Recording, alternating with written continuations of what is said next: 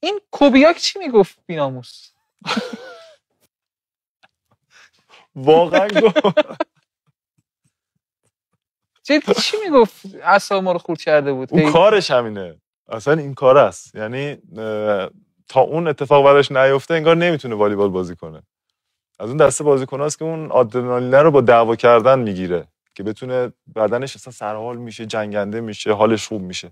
اگه کسی باش کاری نداشته باشه و بعدن دیگه همه شناختنش و این کارو باش کردن، اصلا رفت کنار، باش نباید کاری داشتی، اصلا همینجوری میذاشتی برو بابا، میمرد، یعنی قش میکرد. ولی اگه باش میرفتی توی چیز، واقعا بازیکن خوبی بود، واقعا بازیکن بهتری میشد، یعنی باش خیلی بازیکن بهتری میشد. آره. فوش و اینا میداد، کلا فوش بود.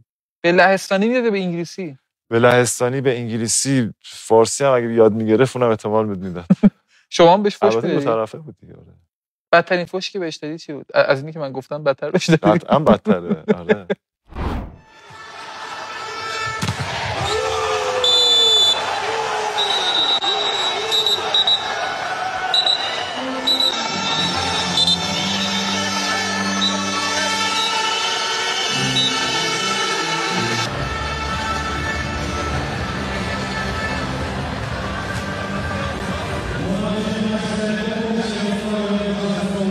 چی گفتی حالا جدی؟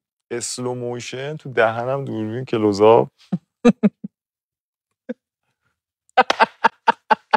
خیلی کار زشتی بود، ولی خب حقش بود، خیلی بد بیرا میگفت خودش. بهش میرسید. حالا ما این حق البته برای آقای کوبیاک هم قائلیم که بره گم شه واقعا.